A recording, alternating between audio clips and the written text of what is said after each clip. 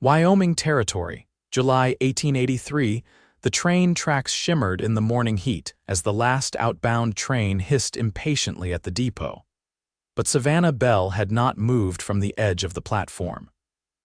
Her grip tightened around the worn leather bag in her hand, the other clutching a folded letter she had read too many times. She had sold the last of her belongings, paid the stable boy for the mule, and left the key to her little cabin on the counter of the mercantile. There was nothing left to stay for, at least that was what she had told herself. Savannah, she turned. Her breath caught the second she saw him. Xavier Boone stood a few paces behind her, hat in hand, dust on his boots and something raw in his eyes. He looked like he had ridden hard to get there, like he had not stopped for water or rest. There was sweat darkening his collar and a streak of dirt along his jaw, but his gaze was steady. She swallowed. "You should not be here. I could say the same to you," he said, voice low and rough from riding. "You were just going to leave without saying goodbye." There was nothing left to say. "That is not true," he said, stepping closer. "Not to me." Her eyes burned, but she blinked the tears away. "I buried both my parents here. I buried my brother. I lost the land. I have nothing left in this town but dust and memory. You have me." Her body stilled. "I know I came too late before," he said. "I know I let fear win, but I am here now, Savannah, and I am asking you stay. Stay and let me love you right." Her breath caught. The words were plain, honest. No poetry, no promises he could not keep, just the truth of him standing there with everything written on his face. "I cannot survive another loss, Xavier," she whispered. "Then do not leave," he said. "Let this be the start."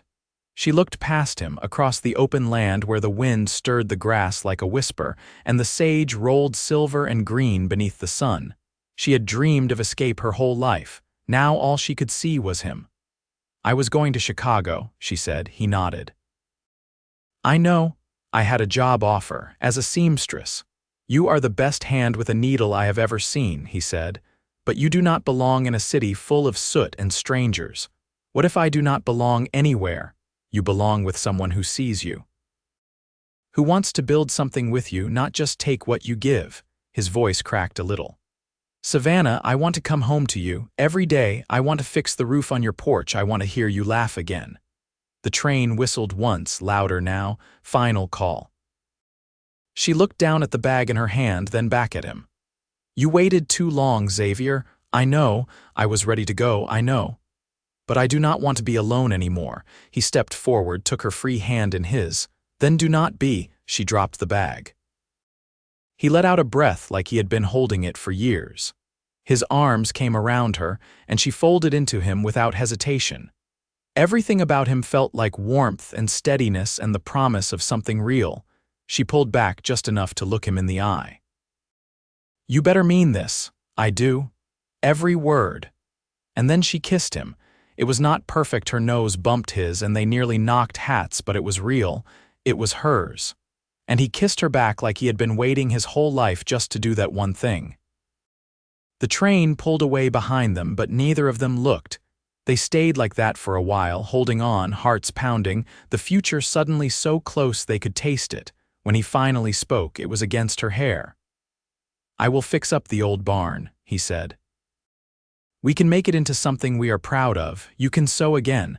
I will take work over at the mill or haul freight, whatever it takes." She nodded against his chest. "I want chickens." He chuckled, low and warm. "You will have chickens. And a porch swing. I will build it myself." She leaned back slightly, her eyes full of something softer than she had felt in years. "I was so sure I had to run to be free. And I was too thick-headed to see what mattered until I almost lost you." She smiled. "You really showed up, Cowboy." His hand found hers again. "And I am not going anywhere." They walked away from the depot together, his horse trailing behind them, her bag forgotten on the platform. The future would come, but for now they had each other, and that was more than enough. Savannah's boots sank half an inch into the dry loam as she stepped off the depot platform, her hand still curled around Xavier's. The scent of sun-warmed pine clung faintly to his shirt. She didn't speak as they crossed the narrow dirt road beside the tracks. only listened to the distant grumble of the departing train, the jingle of his horse's tack, and the creak of saddle leather as Xavier took the reins. "You still keep the old cabin?" she asked once they reached the edge of town where cottonwoods stitched thin shade across the road. He nodded. "I patched the roof last spring. Water don't get in no more." She glanced at him. "You did that yourself, didn't have much choice." "Hired help costs more than lumber." Savannah traced the dusty edge of her skirt with her fingers. "I remember you used to pay your brother's boy with stew and fresh bread." "I still do," he said. "He's taller now, near 17. But he'd rather eat than hammer nails." They walked in silence another stretch, cicadas humming from the brush. The town behind them thinned to scattered homes and overgrown fences, and her eyes kept drifting to the horizon. The land rolled out in quiet folds, gold and green, stitched with dry creeks and weathered fence posts. She hadn't realized how much she'd missed it until it was nearly gone from her life. "You get my letters?" he asked quietly. She didn't look at him. "I burned the first 2. He didn't respond for a moment. "Makes sense. The third I read," she said. "Didn't reply. I figured." "I didn't trust it," she said, voice even. "Words on a page are easy, showing up's harder. I showed up." "I know," she said, and her voice was softer now. They walked on, past a field gone to seed, the heads of wild wheat swaying heavy in the wind. "I was going to rent a room at the boarding house in Chicago," she said.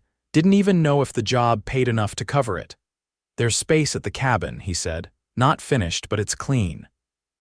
"Got windows now?" Her brow lifted slightly. "You never used to care about windows." "I care if you're the one inside." The wind caught her skirt and tugged at the loose tendrils of hair that had fallen from her pinned braid. She didn't brush them away. "You think this'll be easy?" "No," he said. "But I never wanted easy. I wanted you." They reached the rise where the dirt road swung along the ridge and looked down over the old Boone place. The barn leaned slightly west, but the roof was new. A stack of firewood stood neatly split along the cabin's north wall, and a line of laundry fluttered at the rear. Someone had been tending the place. She stopped walking. "Who's been helping you?" "My cousin's girl. Comes by twice a week. I give her eggs and flour when I've got it." Savannah crossed her arms. "You've been planning this." "I was hoping," he said. "Didn't think I'd earn another chance, but I hoped." She stepped off the road and walked toward the cabin. The grass brushed her calves, dry and sweet-smelling. Her boots found the old path without searching, worn into the land from years of use. The porch creaked under her weight. She rested her palm against the frame of the door, then turned back to him. "You still keep that iron kettle hanging over the hearth?" "I do." "You ever learn how to make stew that doesn't taste like river mud?" He grinned. "That depends who you ask." "I'm asking you," he shrugged. "I've been told it's edible." She opened the door and stepped inside. The air smelled faintly of cedar and ash. Sunlight streamed through the new windows, catching the dust in lazy spirals. The floor had been swept, the shelves cleared of cobwebs. A quilt lay folded at the foot of the narrow bed, stitched with uneven squares of old flannel and cotton. Savannah touched the fabric with 2 fingers. "Did you make this?" "Tried to," he said from the doorway. "Mostly pricked my thumbs, had to get help finishing it." She turned. "Why?" "So you'd know I meant it." She stood there, the quilt between them, her face unreadable. Then she sat down on the edge of the bed and looked up at him. "I'll stay," she said. He didn't move. "But I'm not yours yet, Xavier Boone. You lost me once, you have to earn me back. With time," he nodded. "I will, and you're cooking tonight." "Then you might regret this by morning," she smiled, just barely. "We'll see." He stepped inside, the door swinging shut behind him. Neither of them spoke again, but evening settled around them like a breath held and slowly released, quiet, sure, and full of something waiting to bloom.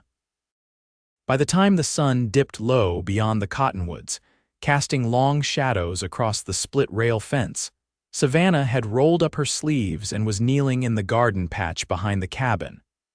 Her fingers pressed into the dry earth as she checked the roots of the neglected squash vines. They were stunted but salvageable if she could coax enough water from the well. Xavier came around the side of the cabin carrying a bucket in each hand, both brimming with clear, cold water. His shirt clung to his back, sweat darkening the collar. He set the buckets down beside her and crouched beside the vines. "You always had a good eye for what could be saved," he said. She brushed soil from her hands. "These need mending, not saving, like most things in this place." He didn't argue. Instead, he took a tin ladle from one of the buckets and handed it to her. She drank deeply. The water was cold enough to sting her teeth. "I was thinking," he began, "if we clear the brush behind the barn, we could plant winter wheat. Might not yield much this year, but next season." "You still have that old plow blade rusting in the lean-to. I'll sharpen it," she nodded. "We'll need more seed." "I can trade for it. There's a Danish family north of town just settled in. Brought grain from back east." Savannah stood and wiped her palms on her skirt, then looked toward the slope behind the barn. The ground there was rough and uneven, but she could see it rows of green in the spring, the quiet rhythm of planting and tending. "You really mean to build a life here?" she asked. "I do. With me," his gaze didn't waver. "If you'll have me." She stepped closer, close enough to smell the clean sweat on his skin and the faint iron tang of the well water on his shirt. "I'm not soft, Xavier," she said. "I don't take kindly to being looked after like porcelain. You want someone who'll nod and smile, look elsewhere. I want someone who'll speak her mind, dig her heels in, and tell me when I'm being a fool." She studied his face. Lines etched the corners of his eyes, the kind that came from squinting into wind and sun. His jaw bore a faint scar she hadn't noticed before, just beneath the rough stubble. He looked older than when she'd last watched him ride away, but steadier. Weight had settled into him. "You're not the man you were," she said. "I had to lose a good thing to see how much I needed it." She tilted her head. "You think I'm a thing?" "No," he said. "I think you're the only person who's ever made this place feel like more than just land." Her chest tightened, but she kept her voice level. "I'll stay, but don't expect me to live in your shadow. I'd rather walk beside you." She nodded once, then turned toward the barn. "I'll need a corner for a sewing table. I'll clear it. And I want a dog." He raised an eyebrow. "Any particular kind? Something mean enough to keep raccoons out of the pantry but soft enough to sleep on the rug." He chuckled. "We'll find one." The quiet settled between them again, not heavy like before but lived in, the kind that held room for breath. "I heard your brother's boy's courting that girl from the livery," she said. "He is. She's smarter than him, but he's trying." She gave a faint smile. "Seems to run in the family." He looked at her, something flickering behind his eyes, hope maybe, or the barest edge of wonder that she was still here. As dusk spread lavender across the sky, they worked side by side in the garden without speaking. He hauled water, she loosened the soil.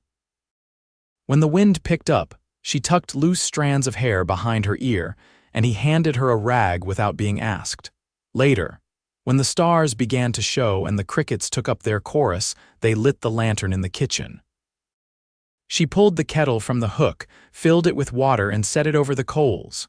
He watched her move, quiet and sure, and something settled deeper in him.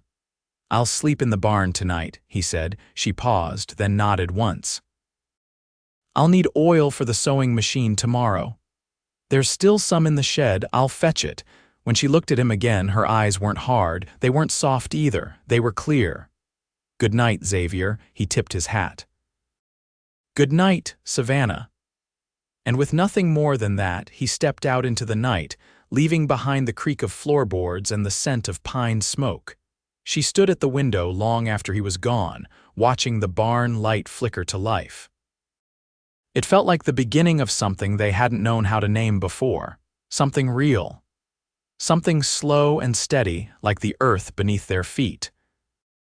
Rain came quietly in the pre-dawn hours, tapping against the cabin roof like a gentle reminder that the world still moved, even as they stood still within it. Savannah woke to the scent of damp earth and wood smoke, her fingers curled tightly around the edge of the quilt. She lay still a moment, listening not for danger, but for the strange comfort of silence broken only by nature and the faint creak of beams settling. The fire in the hearth had long since gone to embers, but the warmth in the room lingered. She rose and pulled on her boots without lighting the lamp. Outside, the soft gray light of morning pressed against the window panes. When she opened the door, Xavier was already in the yard, shirt sleeves rolled, splitting logs beneath the cottonwood. There was rhythm in the way he worked, not rushed, not showy, just steady, as though the act of preparing for winter was reason enough to rise before the sun. She crossed the porch and leaned against the post, arms folded. "You always get up this early?" she asked. He didn't look up. "Only when I sleep well." Savannah glanced toward the barn. "Didn't think the hayloft was all that restful." "It's not," he said, setting another log on the block, "but knowing you're in that cabin made the night easier." "I didn't lock the door, I know." She stepped down into the damp grass. "You ever think about leaving?" He paused mid-swing, axe in hand. "When I was younger, I thought about heading to Oregon, heard the soil was better." "What stopped you?" "My father's debts, and later my brother's boy." She nodded slowly. "I thought I'd never stop running." "You didn't run. You turned around." He split the log clean through and stacked the halves neatly on the pile. "I've been thinking about what to do with the front room," she said. "If I'm to take sewing work again, I'll need a place to meet women without them stepping over your boots. I can build you a table. Something solid. I'd rather you build shelves. I can manage the table." He gave a short nod. "Fair." The wind shifted, carrying the scent of wet grass and distant sage. Savannah's eyes drifted toward the road that led into town, where the ruts had filled with rainwater. A wagon passed far off, its wheels sloshing quietly. "I'd like to go into town today," she said. "Visit the mercantile, maybe speak with Mrs. Alden. She still takes in mending." "She does. Lost her eyesight some last spring. Her daughter reads the thread tins for her now." Savannah adjusted the collar of her blouse. "I'll bring her some preserves. I saw jars in the cellar. They're still good, blackberry and peach." She tilted her head. "You canned them?" "No," Xavier said, setting the axe aside. "I bartered a side of venison for them last fall. I'll make more next season." He looked at her then, really looked. "You see yourself still here next season?" She met his gaze. "I wouldn't be planning shelves if I didn't." He stepped toward her, slow and cautious, like approaching a wild thing that might bolt. When he reached her, he didn't touch her, just stood close enough for his presence to warm the space between them. "You've got your own mind, Savannah. I've always known that. I won't try to change it." She studied the lines of his face in the early light. "I don't want you to change anything. I just want you to mean what you do." "I do." They stood like that for a breath longer, then she stepped back. "I'll walk to town," she said. "Rain's let up and I'd rather not wait for the road to turn to clay." "I'll come with you." "No," she said gently. "Not today. I need to go alone. Let folks see me on my own feet again." He gave her a nod, no protest in his face. "I'll see to the barn roof." She turned and started down the path, skirt brushing the wet grass, boots sinking slightly in the soft earth. Behind her, the sound of the axe resumed, steady as a heartbeat. She didn't look back. The walk into town was quiet but not empty. A pair of boys passed her with fishing poles slung over their shoulders, and a woman with a baby bundled against her chest nodded as they crossed paths. No one stopped her, but heads turned, some curious, some wary. She met each glance without flinching. At the mercantile, she found Mrs. Alden seated behind the counter, her hands folded around a mug of chicory. The woman's daughter, Ruth, stood nearby, sorting bolts of muslin. Savannah set the jar of preserves on the counter without a word. Mrs. Alden reached for it, fingers brushing the glass. "Blackberry, peach," Savannah said. "Blackberries for winter." Ruth smiled faintly. "Still know your way around a cellar then?" "I do." Mrs. Alden turned her clouded eyes toward her. "You staying, Savannah?" Savannah held her gaze. "I am. Good." The older woman's voice was thin but firm. "I never liked that girl who took your place. I'm not here to take anything back, just to start again." Mrs. Alden nodded once. "We all start over now and then." Savannah made her purchases in silence: thread, lamp oil, a pair of sturdy scissors, and stepped back into the street as the sun broke through the clouds. She paused at the edge of the boardwalk, looking toward the bend in the road where the land rolled back toward home, her home. And then, with her basket in hand and the warmth of the morning sun on her back, she started walking. The cabin smelled of wet pine and warm flower when Savannah stepped back through the door that evening. Her skirts were damp from the knees down, the hem catching bits of roadside grass and grit, but she didn't mind. The basket on her arm held thread, oil, and a packet of dried marigold petals Ruth Alden had quietly pressed into her hand before she left the mercantile. Xavier was at the stove, sleeves rolled, brow furrowed in concentration as he leaned over a cast iron pan. A thin curl of steam rose from the surface. The table had been wiped down and 2 tin plates rested on it, clean and waiting. She set her basket on the bench by the door. "What's that supposed to be?" He didn't turn. "Cornbread and beans. Might have added too much salt. Or none at all.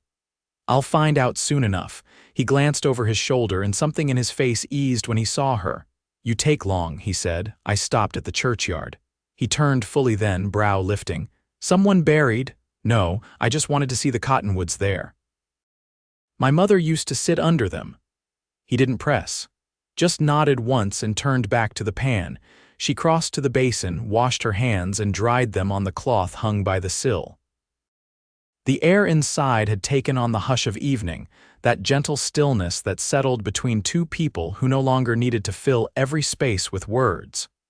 "You ever think about marrying?" she asked, not looking at him. He ladled beans onto the plates. "I did once." "What stopped you?" "She didn't wait for me. I don't blame her. I wasn't ready." Savannah dried her hands slowly. "And now," he set the plates down, "now I'd say yes before the question was done being asked." She sat. "Good, because I'm not asking," he smiled. "Not yet." They ate in near silence, the sound of spoons against tin and the soft pop of the fire the only voices in the room. Afterward, Xavier poured the last of the chicory into 2 mugs and passed one to her. "You always drink this stuff?" she asked, sniffing it. "It's what I've got." "Coffee's dear." She took a cautious sip. "It'll do." The night deepened. Outside, the trees whispered in the dark, and somewhere an owl called once, then again. Savannah pulled her shawl tighter over her shoulders and leaned against the doorframe, watching the shadows stretch across the yard. Xavier joined her there, close but not crowding. "I saw the mayor in town," she said. "He asked if I was staying." "What you tell him?" "That I was done running from myself." His voice was low. "You're not the same girl who left." "No," she said. "And you're not the same man who let me go." He turned toward her. "We've both been tempered." She looked at him then, really looked. His face was worn in places hers wasn't, traced by grief she hadn't lived. But there was steadiness in him now, a kind of patience she had never seen before. "I don't want a wedding in town," she said. "I want it here, under the cottonwoods. I'll clear the brush and build benches, and I want no preacher shouting about obedience. Then we'll say our own words." She reached for his hand. "Say one now." He lifted her fingers to his lips, kissed her knuckles with care. "I promise not to ask more than you're willing to give, and everything I have, every sunrise, every fence post, every long day I'll give to you." Her eyes filled, but she didn't look away. "Then I'll promise this: I won't leave again, not unless we both go." He pulled her close then, not hurriedly, but with deep certainty. Her head fit beneath his chin, and her arms wrapped around him like they had never belonged anywhere else. Morning broke soft in gold the next day. The rain had passed, leaving the world rinsed clean. Xavier hitched the wagon and rode into town to settle accounts and bring back seed from the Danish homestead. Savannah stayed behind, sweeping the porch and pinning a note to the door for any neighbors who might call while she was working. By the week's end, Xavier had cleared the grove behind the barn, and Savannah had stitched a new curtain for the cabin window from muslin Ruth had given her at half cost. Mrs. Alden's daughter brought her first mending job, a frayed collar and a torn hem, and Savannah returned it 2 days later, neat and strong, with a jar of blackberry jam tucked alongside. The cottonwoods behind the cabin turned gold by early October. On the first Sunday after frost, Savannah stood beneath them in a blue calico dress, her hair braided with marigold petals. Xavier faced her in his best shirt, sleeves pressed, boots polished with lard and a rag. The Aldens, the boy from the mill, and most of the neighbors gathered in a loose half-circle. No one read from scripture. No one preached. Savannah and Xavier stood hand in hand and spoke plain words, promises wrapped in soil and sky shaped by the life they had already begun. Afterward, they danced once in the yard to a fiddle played by the livery girl's uncle. They ate stew from tin bowls and warm cornbread passed from hand to hand. When the sun dipped low, they lit lanterns and laughed until the night folded close around them. In the months that followed, the sewing table filled with fabric scraps and thread tins. Xavier built her the shelves he'd promised, and she painted them herself. They planted winter wheat. The dog came later, a brindled mutt abandoned by a passing wagon, and took to sleeping at Savannah's feet each night. The days were not always easy. There were blisters and late frosts and fences to mend.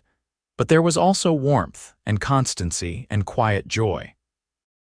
And each night when the fire burned low and the wind sighed through the chinks in the logs, Savannah would reach for Xavier's hand beneath the quilt. He was there, always, and she stayed. Always, together they built a life slow, strong, and full of hard-earned peace. A life made not of dreams, but of days well lived.